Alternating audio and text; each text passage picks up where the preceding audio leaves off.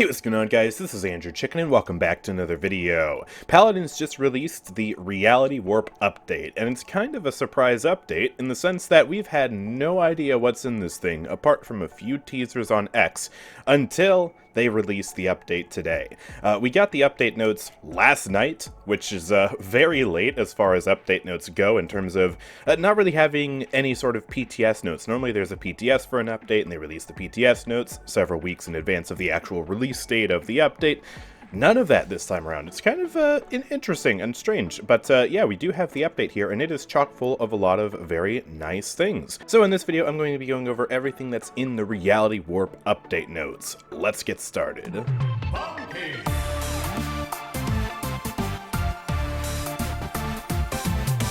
So first of all, we have a bunch of general changes, and a lot of these are in regards to cosmetics. So first of all, there is a special quest for the duration of this update. You can play just one match to unlock the Cold Snap Furia skin previously given away during other high-res promotions. And players who already own Furia, I assume they meant to say the Furia skin instead of just Furia, but people who already have the skin will instead receive crystals. In addition, playing 10 non-practice games of Siege, Team Deathmatch, or Onslaught will grant players an anniversary token to purchase a limited skin. So another chance to get one of those limited skins from some of the previous battle passes if you didn't have those already. So there's just some free stuff this update. Yay, that's neat.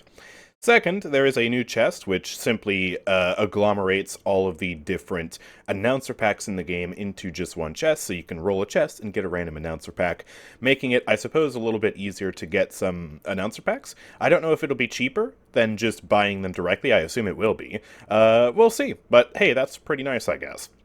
Then we have a MVP sale. We've made MVP poses available for direct purchase. Legendary MVPs will cost 100 crystals, all others will cost 75 crystals, and also they're on sale right now, so between the 4th of September and the 18th of September, you can get them for 25 less crystals than their full price, which is pretty neat, I suppose. I didn't realize you couldn't direct purchase MVP poses, but yeah, let me see.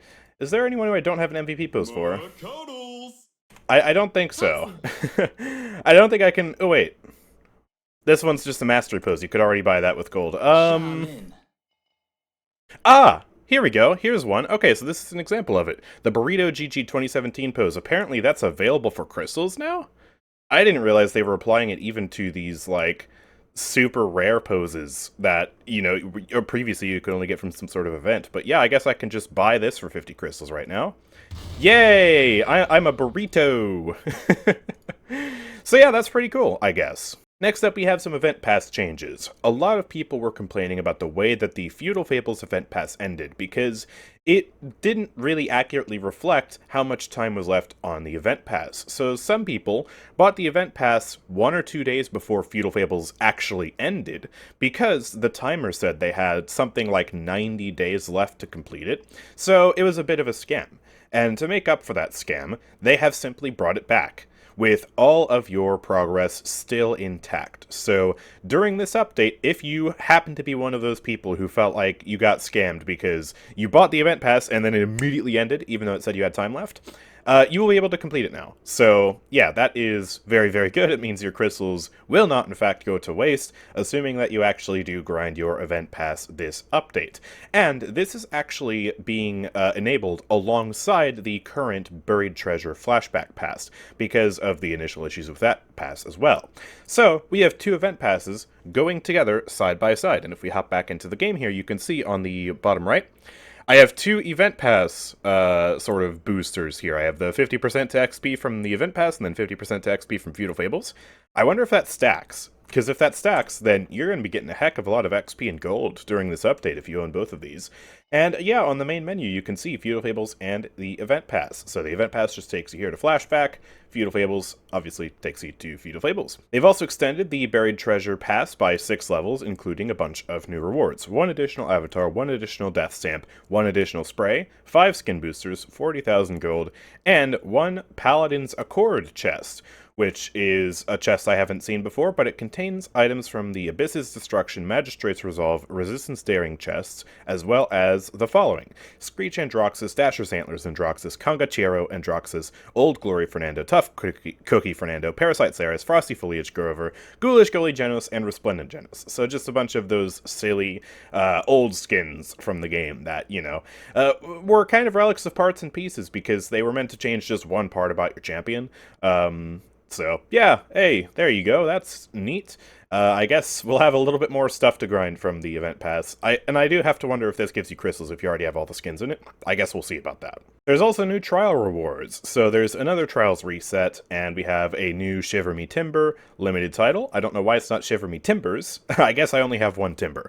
We also have an avatar, a spray, an avatar, and the first mate announcer. So if you don't have that announcer pack, you can get that from the trials this time around. Next, let's talk about the new limited mode, which you can actually see. Apparently it's enabled at the very start of the patch. I thought this would be here on the weekend, but it is here on Wednesday right now.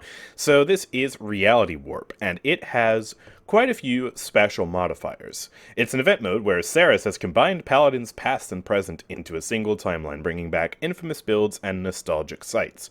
So it's designed to harken back to an era where champions were overall stronger and there was a heavier emphasis on power plays. And yeah, basically they're playing all the hits. All card levels are set to 5, so you have very powerful cards in your loadout. It's kind of like Cards to the Max, except not quite so high. It also has a talent pool mixing the current sandbox with select fan favorite options from the past and present, and recent truly talented alumni. So there are a bunch of talents from Truly Talented replacing normal talents in this mode. So, unlike Truly Talented where you don't have any of the normal talents, in this mode you will have 2 of the normal talents, but then you'll just have 1 talent that's different. So, for example, you can have Firing Line Con, which replaces Vortex Grip, Firefight Victor replacing Burst Mode, Afflorescence replacing Rampant Blooming. Oh boy, Grover's gonna be dead in this mode. And yeah, you get the point. So there are quite a lot of options here. I assume every champion is available. It doesn't say anything about champion restrictions here. It's just, yeah, a whole bunch of unique talents and also high card levels. So it looks pretty fun, I suppose. And it also has a unique map pool. So just a bunch of hits that people have enjoyed from all different modes. Or actually, just Siege. I saw Temple Ruins. I got excited. Oh, it's going to be every mode. No, it's just, we got a few of the Alpha Siege maps here, Temple Ruins and Enchanted Forest. And then there's also Serpent Beach, Classic Stone Keep, one of the best maps of all time, Brat Marsh, and Splitstone Quarry. So a very nice map pool, although admittedly a bit limited, so hopefully it doesn't get boring replaying this mode that often if there are only 6 maps. We'll see. Now, there was also going to be a more difficult version of the Paladins PvE this time around. And yeah, you'll notice that PvE is gone from this screen, uh-oh, but it is still here to play in training if you want. It actually threw me off because I think the shooting range got moved to this position last patch, and now it's back to the normal position, so I missed it the first time around. But yeah, Wave Defense is over here on the right now, so you can still play it in a party if you want, or in solo mode, whatever you want, but it's just been moved over here. It's not a main queue now, so you won't be able to queue up for matchmaking for this mode. But yeah, the new, more difficult Wave Defense will just be in the regular limited time mode rotation, so it'll appear over here on the weekends. Now, another thing that's coming this patch is a more difficult version of the PvE called Dark Tides Champion Difficulty. And it's going to simply have harder bots with more tools in their arsenal, a quicker ramp up in opponent strength, and the return of Death Speakers, which is one of the original bosses from the Dark Tides event many years ago. And if you defeat this version during the patch, you will be awarded with the limited title Champion of the Tides to distinguish your accomplishment. Apparently, they believe this mode is going to be so difficult that, yeah, you're going to struggle to beat it, and if you do beat it, you get a reward. Wow. Now we have some map updates, and this, I think, is very exciting. So, if we head over to the Customs tab, you'll see a few new additions. In the Team Deathmatch map pool, we now have Dragon's Call, which this was from, of course, the Dragon's Call limited time mode, where you were playing a sort of football-style game on this map, and this is now available in Team Deathmatch, only in custom games right now, so that way players can test it out, because instead of having randomized spawn locations, This instead still has everyone spawn in their spawn rooms, which makes it distinct from other team deathmatch maps. And they wanted to test out that version of spawning before putting it into the regular queue, because it could be really oppressive. But yeah, exciting to get this map into the regular queues in some way, because it's a gorgeous map. And also, yeah, it's another team deathmatch map, which is cool, because now we have 9 of them. That's right, 9 of them. You'll notice another little sneaky map down here in the bottom, right? This is Trade District Classic, and this is actually replacing the normal Trade District in the queues for the time being. So this is a Team Deathmatch and King of the Hill map, although apparently on King of the Hill it has the wrong splash art. But yeah, this map is, yeah, pre-reworked Trade District, and in my opinion, it's a little more fun to play on than the current Trade District, because the current Trade District is a beautiful map, but the lighting and the contrast of all the textures and stuff like that makes the visibility really poor compared to its predecessor. Even though the predecessor is a lot more simple, and in many ways it does actually look worse. But yeah, it's pretty nice to have this map back, because, you know, it's cool to just be able to restore older versions of these maps and have them available in custom games, and apparently also in the queues, which is another thing we can talk about here, I think? Oh, yeah, duh, here it is. After the Classic Maps Limited Time mode, we heard a lot of players call out to us for looking into restoring older maps, and both the Team Deathmatch and King of the Hill versions of this map will be available in queues and customs starting in this update. So yes, this will be in queues. Very, very exciting. Now we also have some map updates. It's not just old maps coming back, it's also current maps getting some new features and actually having improved collisions, which is very exciting. Because yeah, if you've been around this game long enough, you know how many of the reworked maps ended up having a lot of problems in terms of their collisions, heavy walls, stuff like that, and Stone Keep is actually one of the major offenders here. So you'll see that Stone Keep Day and Night have cleaned up collision around lampposts, including slightly reworking the collision volumes and lowering the player blocking volumes above the lampposts to allow for more fluid navigation. Basically, tighter hitbox, you're not going to get stuck on them as much. Removed a heavy wall on the sides of the cathedral near the second floor bridge. This means that, basically, if you rub up against the wall, you won't be forced to the ground. That's what a heavy wall is. It, like, really screws with your momentum and slams you down to the floor when it's not supposed to. Then, they removed player collision on several fish downspouts around the map to reduce frustration with getting stuck on them. I actually pointed out one of these on my stream, like, a few weeks ago. And yeah, there's a fish near one of the doorways that has collision, and you can get stuck on it trying to navigate. And that's really annoying, and it's gotten me killed a few times, so I'm happy to see that. And then also removed tall, invisible collision on the top of the wall in the back alley at the curve. This is probably one of the biggest changes here, in my opinion, because you guys know the curved wall in the hallway, right? When you're going around into the building near the point. That wall had an invisible collision, so the wall would end here, but the collision would end like here, and you would trip on it trying to jump over the wall, and it really unfairly screwed with a lot of players' mobility. So that is gone, and on top of that, you can stand on the wall now. There is another very similar wall, a little bit deeper into the spawn region of, you know, teams on this map, that you can actually stand on. And this map, or this wall, the curved wall, now has parity with that wall. Both of them are allowed to be stood on. So that's another very exciting change, and we'll see what players are able to do with that. That's probably the most groundbreaking change here, and the one we're going to see the most sort of experimentation with. Frog Isle also has a few smaller changes, although actually this one's pretty big. They added small steps behind the frogs on the payload push path. This prevents players from getting stuck under the frogs, because the frog, normally, because it's curved and has a really weird hitbox, if you're playing certain characters and you rub up against the frog, it'll like jerk your camera and make a really loud noise, and it's not good.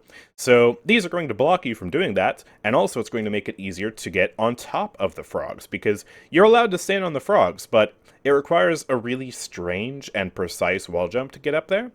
That's gone now. So yeah, new steps. We're actually seeing new elements being added to the map here. I wonder what they'll do with that in the future. This is just the start. But then also removed heavy walls on the broken pillars near the drop down towards the midpoint. They are now considered baseable ground. Apparently, they would force you off before, so that's also very nice. And yeah, sharing that property with the walls next to them. The walls were already baseable, the pillars will now be too. So really, really nice to see them actually going back to some of these reworked maps and fixing the problems that players have had with them. That curved wall especially. I've had a major problem with that ever since Stonekeep got reworked, and that is super cool to see that being fixed now. Now, here's a great change for new players. They have drastically boosted the rewards you get for your daily quest completion streak. So if you complete daily quests every day for 7, 14, and 21 days in a row, you're going to get way more gold now. Like, a lot more gold. And Event Pass XP too, so I guess if you care about that, then that's there as well. So, Day 7 rewards up from 20,000 to 120,000 Event Pass XP. Pwah! And 145 gold up to 750 gold. That's a nice increase, but it gets even better. So then day 14, we get 240,000 Event Pass XP up from 41,000, very nice, and 1,500 gold up from 290, that's a major increase, and 62,000 Event Pass XP up to 360,000 Event Pass XP for your 21-day rewards, and 2,250 gold up from 435 gold, which all of this is very nice. It means that you are now much more incentivized to get on a streak, and that gold reward will really help out players trying to buy champions, because of course it's very difficult to buy all the champions in this game, especially when so many of them cost 60,000 gold. So the more gold you can get your hands on, the better. There are also new mastery titles if you are at level 100. So they're not rolling them out to every champion just yet, but quite a lot of champions did get mastery titles, and I'll show you the 2 that I got. So I have many champions above level 100 now, but only 2 of them got a title, and that is Victor, who I still don't know why I have this guy at level 100. I don't know how that happened, but yeah, I have the Leader of the Wolf Pack title behind me, as you can see. And then also, Makoa has a title, and that is the Protector of the Squadron, right here. So, yeah, not quite a level 100 mastery skin. I don't think they have the resources to make those skins, because you have to bear in mind the team is now, currently, I think the smallest it's ever been. Sadly. It's a sad reality we have to face. But it is nice to get something for reaching that big level 100 milestone, especially since now, more players than ever actually have a champion at or above level 100. So you can pause the video right now if you want to read the full list of titles that are here. And let's move on and talk about the map pool rotations. So we have another change to the map rotation, besides Trade District replacing Trade District. Trade District Classic, I meant to say. Stonekeep Day has been replaced by Stonekeep Classic. I think this is a change a lot of people are going to like, because Stonekeep Classic is one of the most beloved maps in the entire game, and it is now officially in the map pool for Siege. So, its rate of appearance has been increased as well, meaning that you actually get a pretty decent chance of playing on Stonekeep Classic. I don't know if it'll be higher than other maps, because you do also have Stonekeep Night in there as well, so I don't know how that's going to balance out. But it should be, yeah, playable. So we'll see if we can get that today on stream. Follow me on Twitch, AndrewChicken, over there as well. The ranked map pool has also been changed, so there is now a frequency system. There are high frequency maps and normal frequency maps, and so we have 3 high frequency: Bright Marsh, Jag Falls, and Splits and Quarry. Pretty solid lineup. Then we have Ascension Peak, Bazaar, Frog Isle, Ice Mines, Serpent Beach, Stonekeep, and Warder's Gate as our normal frequency maps. Night has double the odds of day, but both combined is equal to one of the other maps. That's why I said earlier, I'm not sure how the Stonekeep Classic rate of appearance is going to work for Casual Siege. And yeah, you'll notice a few maps are gone. Most importantly, maps like Fish Market, My Beloved Timbermill, oh gosh darn it. A few of those maps are still gone, so pretty solid map pool this time around, I guess. And yeah, that's all there really is to talk about for ranked. And then we have one more change before we get to the balance, and that is limited time modes. So yeah, you can see the rotation here. We have Reality Warp, Wave Defense, King of the Hill, Reality Warp, Capture the Flag, Wave Defense, Champion Difficulty. Actually, both of these are Champion Difficulty. I just read the first 2 words. And then Reality Warp, this update. So a lot of chances to play Reality Warp and the new Champion Difficulty Wave Defense. Alright, now before we get to the Champion part of the balance, we do have 2 balance changes up here to discuss. And this first one seems rather controversial to me, because anti-healing is going to be scaling much faster in every single mode. So I thought that the Rejuvenate rework already made it difficult enough to heal in late game because it no longer counters anti-healing. So you have to be a lot more on the ball when it comes to cleansing Cauterize in order to allow your healer to heal you. And yeah, apparently they want late game to just happen faster. So the scaling speed has gone down. It's faster now in every single mode. Siege is down by 10 seconds, Onslaught down by 10 seconds, King of the Hill down by 15 seconds, and Team Deathmatch down by 5 seconds. And what this means is that basically every 50 seconds previously in Siege, Cauterized would tick up by 5%. So it'd go from 25 to 30 to 35, 40, etc. This is going to happen 10 seconds faster now, so late game Cauterize is going to come around at least 1 minute faster. Definitely more. I don't know if it'll be 2 minutes faster. I haven't done the math. I'll probably have it on the screen. But that is, yeah, pretty insane. And I don't know how people are going to like this, because, yeah, I almost feel like we're hammering a little bit too hard against supports now. I feel like the Rejuve rework was enough. Especially because they also have to buy it now. Like, supports have to buy Chronos, and Rejuve, and Morale Boost, and, you know, try and make space for Unbound, and it's like, oh, okay. Wow, that's rough. Yeah, I don't know how people are going to receive this change. I'm very skeptical of this. But a much better change, a change I think we can all get behind.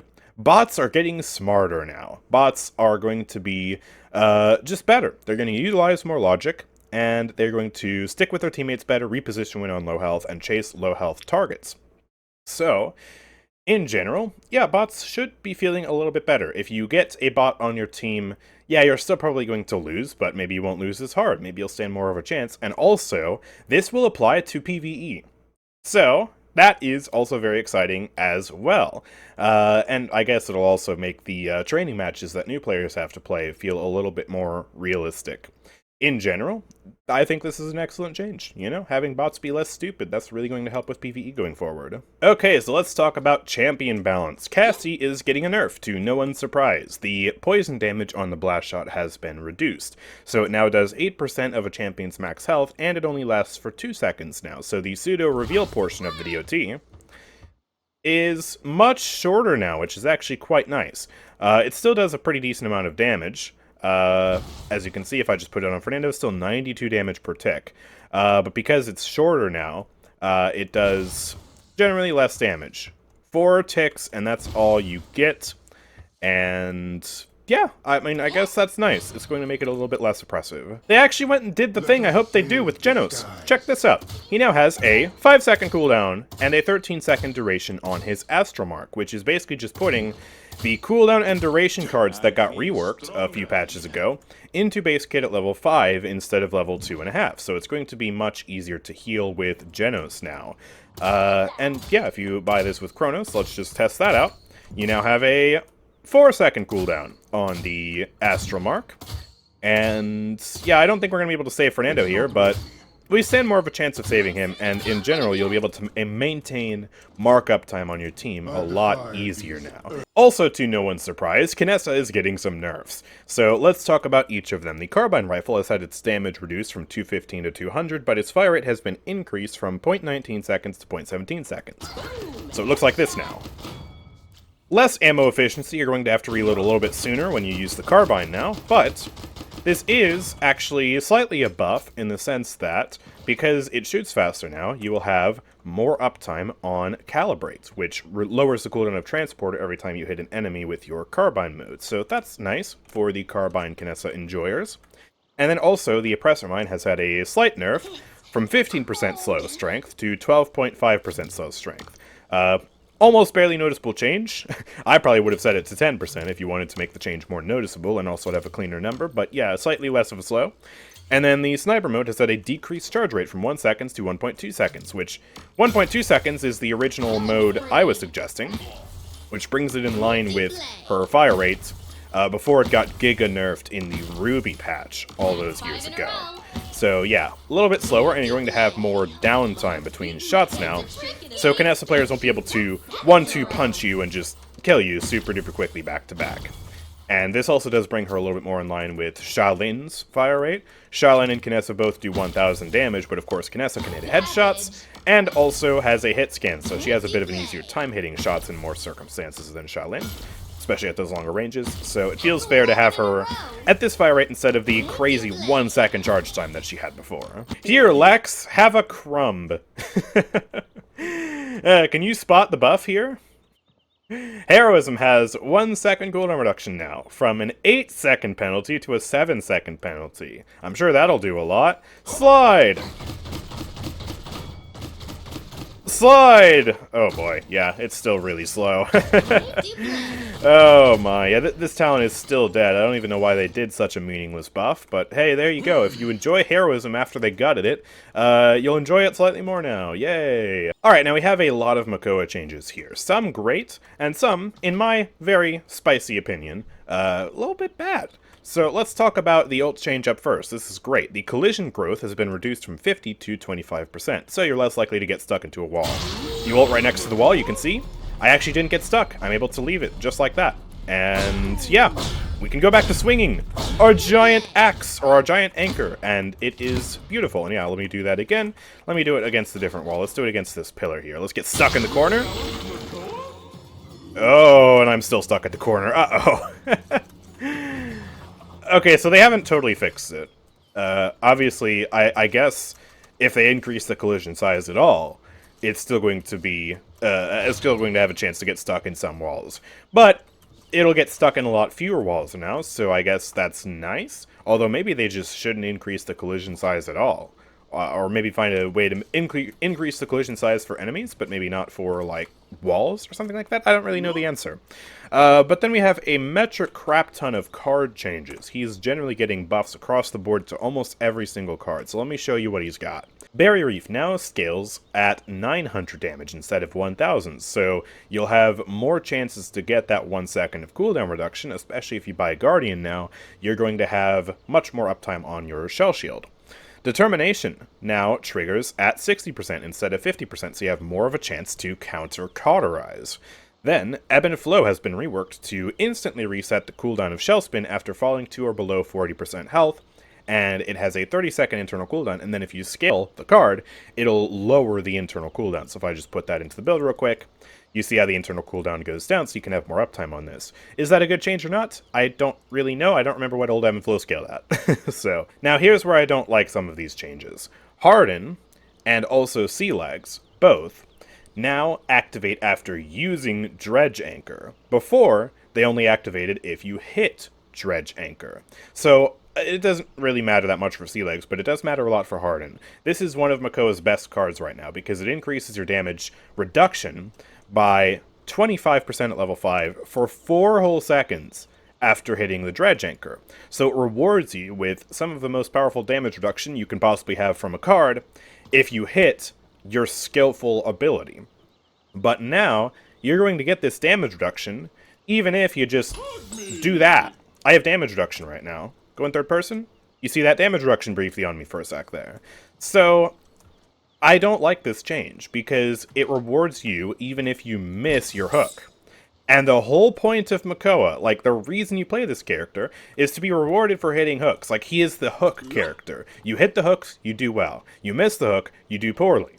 That's the dynamic. And now, you miss the hook, you still do well, to some extent. Less well, of course, but you still get a buff. Why? It makes him more dumbed down and easier, and it rewards you for something you shouldn't be rewarded for. So I don't like this change. That's my hot take on this. Let me know what you think about it in the comments section, but I think it's making Makoa easier and not in a good way. But we still have more cards. So Rampage, which is the card that increases your movement speed after getting an elim, has been brought up to 5-second duration from 4 seconds to match lethality. And then Surf has increased scaling. Where is that card? Where is that card? Oh, there it is. This is the one that increases the travel distance of Shell Spin. I was actually using this card. So it now scales up to 60% at level 5 instead of 50%. Very nice. Tidal Grace has increased healing. This is the card that heals you while Shell Shield is active, up to 60 from 55, just a small buff. And then Tsunami which is the card that gives you movement speed after using Shell Spin, got a very nice buff, 4-second duration instead of 3-second duration on a 30% movement speed buff at level 5. That's also really cool. So, in general, a lot of card buffs for Makoa, and I don't like all of them, but in general, his loadouts are going to be even stronger now, and this is ultimately a net positive for Makoa's strength in the meta. We'll see where he lands, but yeah, a lot stronger now, that's for sure. Can you guess which talent I'm playing? That's right, Jubilation. What? What the heck? So, Moji's Spit now heals for 300 at base kit. That part of Spit Shine is just its base now, which is very strong, to say the least, and it allows you to play Realm Runner now, and you'll actually be doing a lot more healing with this, because you can throw down the pool, and then, yeah, do this, and do crazy amounts of healing. So Moji's healing is still absolutely fantastic this patch. However, she did take some nerfs. Thank goodness. It's about time. Magic Mark has a severely diminished area of effect from 75 down to 50 units, and I think we can actually showcase this. Yeah.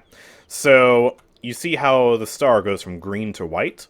If it's white, I will not be receiving healing from it, but if it's green, I will. So this means that the AoE is actually shorter than the spray now.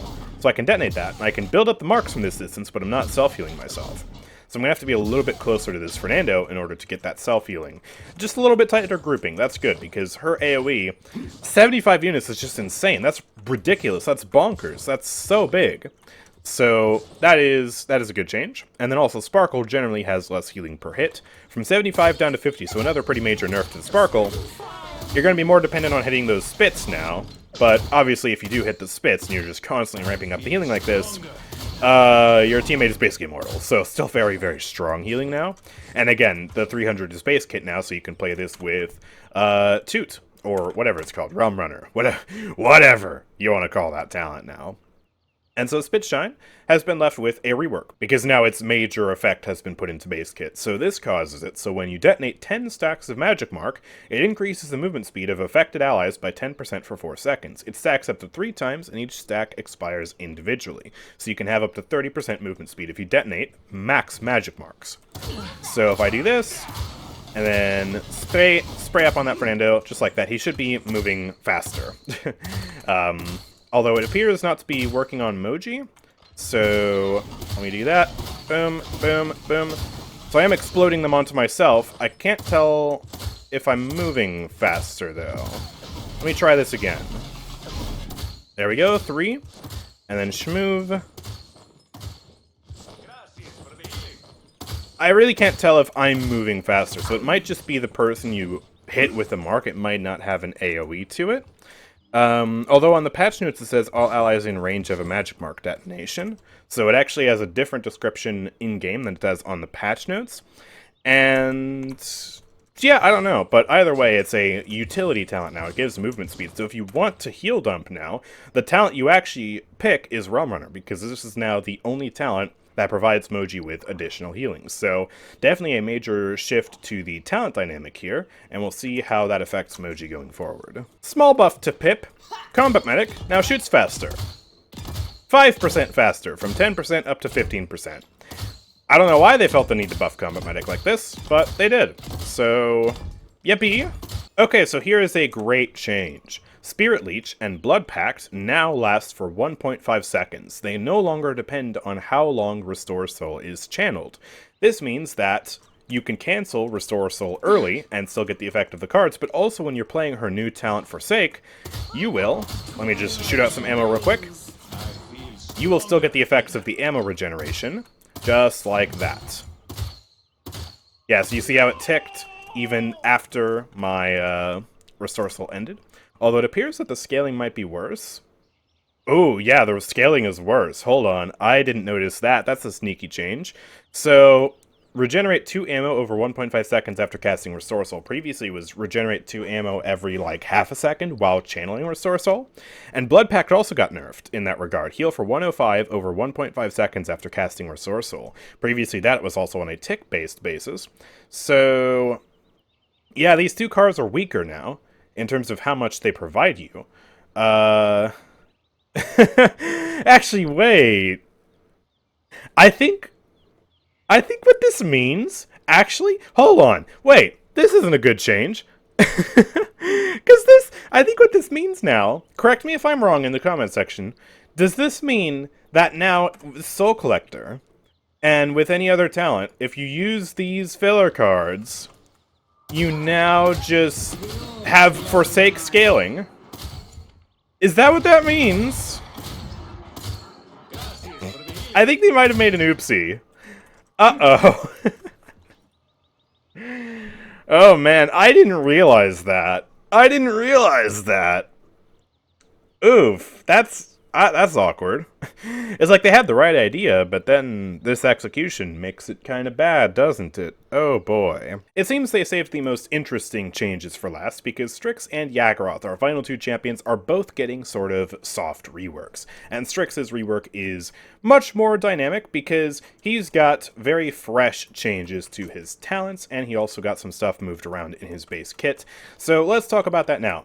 First of all, Nocturnal has been put into base kit in the sense that base stealth now provides a 20% movement speed boost, and drains generally slower across all three talents now, so that's great to see that unified. And so the new version of Nocturnal makes it so that when you stand still, stealth lasts indefinitely. Now I'm not sure how good this will be, because you see if I start moving it consumes it, and then I stop moving, it stops consuming it, so it allows you to, I guess, lie in wait in stealth, and then just snipe somebody when you finally have the opportunity. Or possibly just juke somebody by, like, I don't know, hiding and staying invis indefinitely. I don't know. Maybe we'll see some use cases for this, but it generally seems less useful than old Nocturnal, now that old Nocturnal has been basically put into base kit. So, yeah, we'll see what people find out with this talent. But next up, we have Unauthorized Use. Now, this got some pretty crazy changes. Flare still deals 200% increased base damage and has faster projectile speed, but it now is supposed to increase your target's in-hand damage received by 20% on a direct hit, and it also reduces the flare's cooldown by 8 seconds. But you'll notice the bonus damage is not applied. So we get 400% or 400 damage here on the flare, that's normal, but my pistol is not doing any more damage to these guys. So I throw this out. Yeah, my pistol's not doing more damage. It's 165 regardless. If I do this and then I swap to my sniper, I'm still doing 1200 damage. So that portion of the talent is not working. So it's basically just like old unauthorized use. However, it reveals people now. Previously, it did not do that, but you'll notice this new talent says nothing about removing the reveal. So it is allowed to reveal. Just like that. And that's pretty crazy. 2-second cooldown. You can basically spam reveals across the entire map now. Reveal, reveal, reveal, reveal. Just absolutely everywhere. So that's an interesting change. And yeah, it seems like this talent is going to be much stronger once they get it fixed. And I wouldn't be surprised if they remove the ability to reveal. We see now why the original talent made it so you couldn't reveal with that lower cooldown, because 2 seconds of lower cooldown on a reveal that can, you know, just cover areas like that and it can't even be destroyed like a Vivian Mine, that is some crazy powerful utility. But then Crackshot also got a change. So the damage over time has been removed, no longer has the pseudo reveal, and instead it does 50 extra damage up front, so 950 damage on the Talon Rifle. Also, pistol gains perfect accuracy, but its fire rate is decreased by 40%.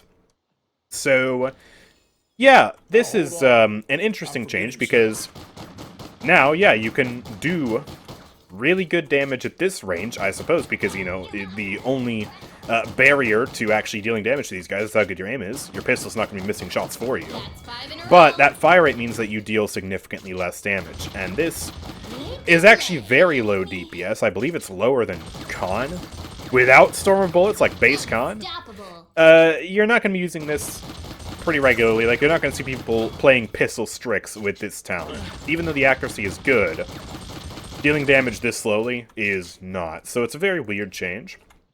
But yeah, Crackshot, the sniper rifle is still doing nice amounts of damage. With this fire rate and this damage, it's now very similar to Kinessa's fire rate. Except, of course, you have the added benefit of being able to not scope in at the cost of, you know, 50 less damage. So even closer to Kinessa now than ever. Now, on top of that, we have some more changes. So the Flashbang now has a very neat change that might confuse some people, but it's a very good change. So this will now cause the enemy's screen to go dark gray instead of blinding white. And this is a change I can't showcase in the shooting range, but it's a very good change for the people who have visual impairments, who don't like seeing a bright white flash of light on their screen all of a sudden. And also in general, even if you don't have some sort of impairment, it's still nice because let's say you're playing in a dark room at night, you know? It's 9 o'clock on a Tuesday night, you're playing after school, and you have the lights off. So whenever Strix flashbangs you, it's just, bah! I'm blind! Ah, this hurts! It's a real-life flashbang. That's no longer going to be the case, so it'll be a lot more comfy on the eyes. Great quality of life change, even though it doesn't change anything about how Strix's ult actually functions. And then, we also have another very important change. So, if I drain my stealth here, you'll see that the pistol will actually generate the stealth back. Boom, just like that. 3 stealth energy per shot I hit. So, the pistol now has some extra utility, and you have a reason to want to switch to it now to build back up that stealth. Of course, it will generate stealth slower if you use Crackshot because of the diminished fire rate. And then, we also have some card changes, so let's look at those now. Just a few, nothing too crazy. Stalker has been reworked. This was, I believe, a card that gave you reload speed while your stealth was active. It's been changed to heal you while stealth is active, and obviously it'll scale pretty well with Nocturnal because you can just stand still, be in stealth indefinitely, and then heal yourself. So definitely seems like there's a synergy going on there. Roost. This is probably the most drastic of the changes. This was a pretty popular card because it would generate ultimate charge if you hit someone with your Talon Rifle. That's no longer the case. Instead, hits with your Talon Rifle will increase your stealth energy charge rate by 10% for 2 seconds, so up to 50% faster energy charge rate. So if you don't want to use your pistol to generate stealth, you can generate with your rifle, you just have to invest points into your card. And then finally, Guerrilla Tactics, another very popular card, does have reduced scaling now, but it's still very good. It now caps out at 60 energy at level 5 instead of 75, but as you can see, if I just drain pretty much all of my stealth and then kill Ying, I still get almost all of my stealth energy back immediately. So shoot, and then shoot, and yeah, I get quite a lot. So it's still going to be a very good card. You're still going to see people running it. I don't think much is going to change there, but it is indeed a nerf. And I suppose it's also to compensate for the fact that they want you to switch to your pistol now to generate the rest of that stealth energy back. Let's move swiftly on and talk about the final champion here, who's also getting a sort of soft rework, and that is Yagorath. Much anticipated Yagorath changes after they teased it a little bit on X Twitter. So Yagorath is getting a lot, and not all of it is potentially good for Yagorath mains, although some of it certainly is. So, first of all, she has new crit spots on her tail, and I'm actually using the wrong skin for this, so let me return to lobby and show you what this looks like on default Yag. It's going to be really hard to pinpoint this on her other skins, because it's meant to line up with her default skin. So, you see the yellow glowing bits on her tail? It's kind of hard to see, it's on the bottom of the screen, but that yellow glowing bit, that is now a crit spot. So, if you shoot her there, you get critical damage, basically headshot damage, just like if you were shooting her in her mouth. So, that's more opportunities to deal damage and cut through that damage reduction. However, to compensate for this, the critical multiplier has been reduced from 1.3 to 1, meaning you deal double damage to her crit zones now instead of 2.6x damage. So this only applies to hit scans as well. It's not some special new critical thing. Critical hits is just what they call headshots, apparently. So if you're playing Kinessa or Victor or Talus or anyone like that, and you shoot her tail, you're now going to be dealing double damage to Yagorath, which is spooky for Yagorath.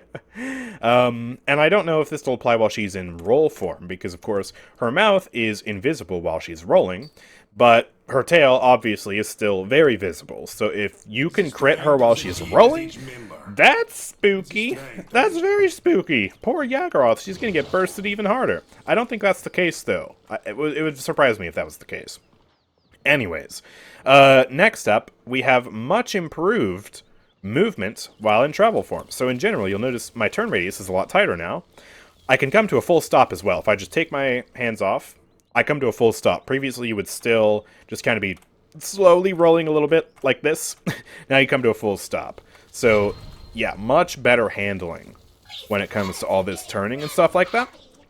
And then also acceleration has a slightly faster max speed, and they also removed the initial wait time for momentum and added a staggered speed curve. So she will go from 0 to 100 over 0.5 seconds, and then reach 200% after another 0.5 seconds. So that almost kind of seems linear to me, but yeah, let's just use acceleration, and there's kind of like a little stop there for a second. It's like we stop and then we build up speed again after our base normal movement speed. So that's kind of weird.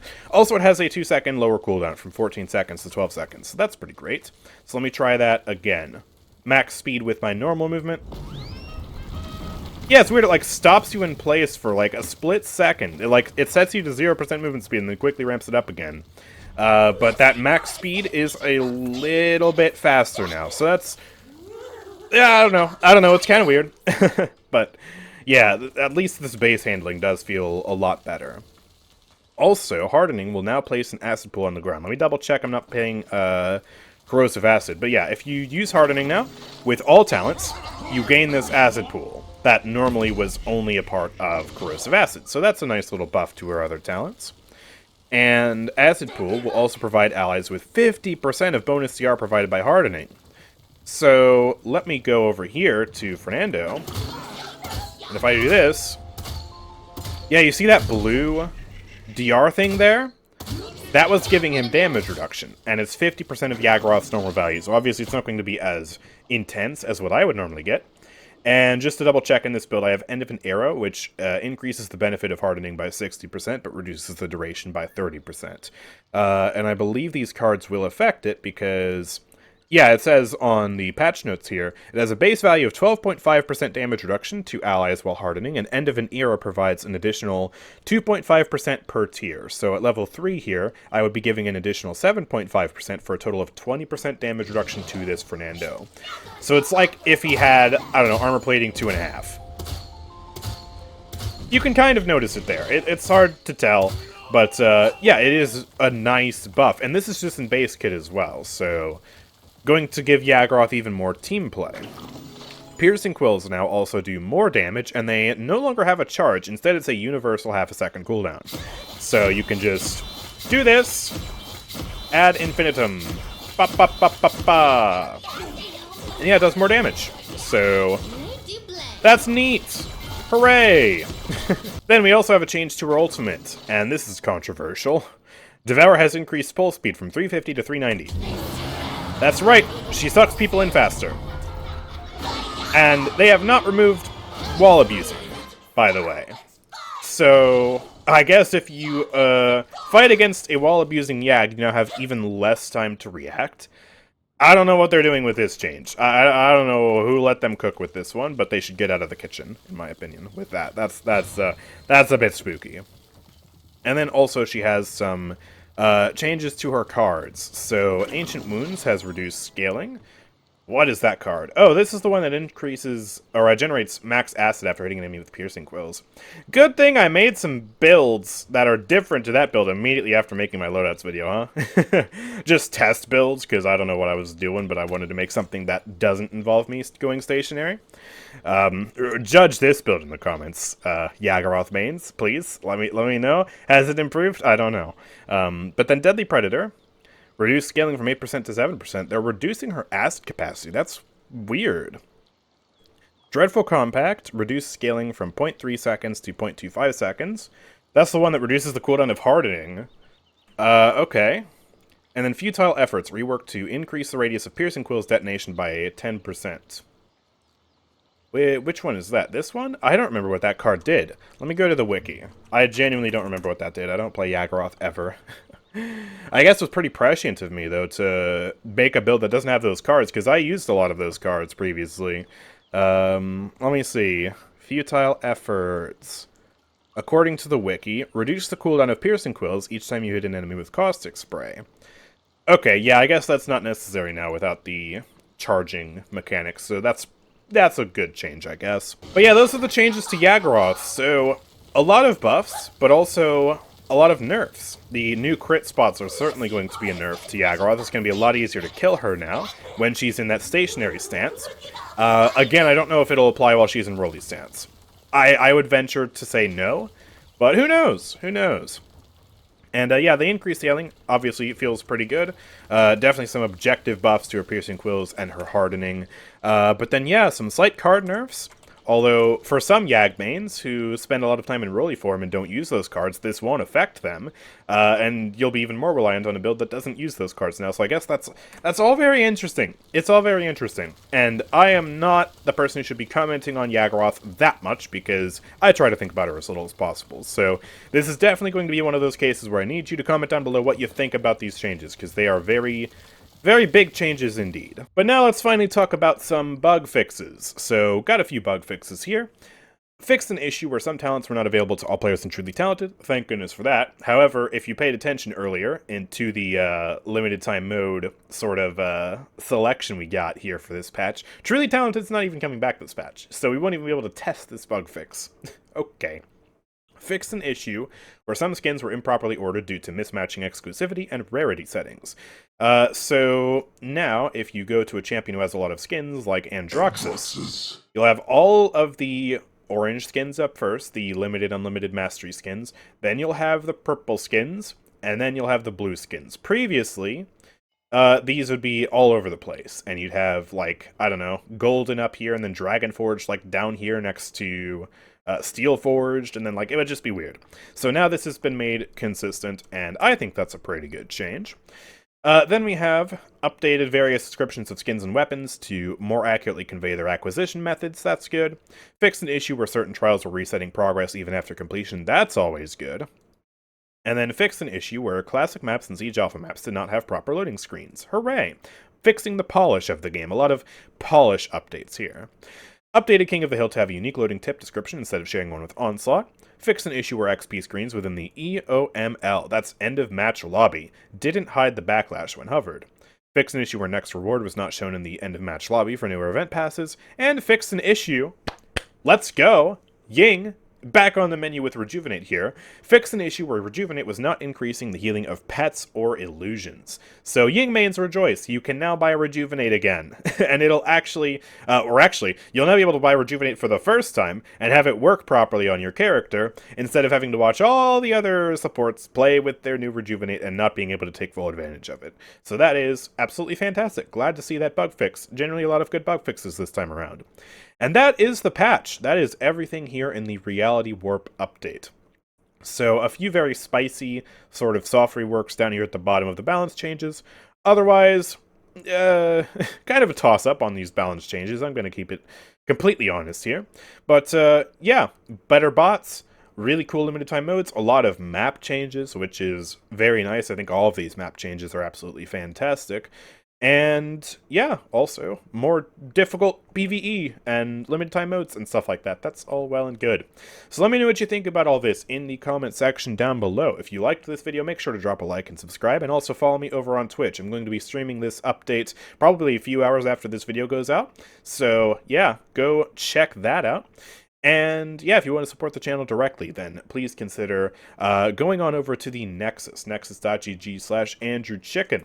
There, you can buy crystals, the season pass, and more. Here, look at this beautiful website. There we go, pulled it up. Yeah, you can buy crystals, the season pass, all this stuff. So if you want to buy crystals to buy the Feudal Fables event pass again, or buy one of the new chests that has announcer packs in it, or anything like that, you can do it over here, and you can support the channel directly in the process, because a portion of the proceeds go directly to me to keep the lights on over here and keep me making videos. So I'd appreciate it if you would check it out. It's officially affiliated with Evil Mojo and is a great way to support the channel. But with all that being said, thank you guys for watching. I will see you all next time. Peace out.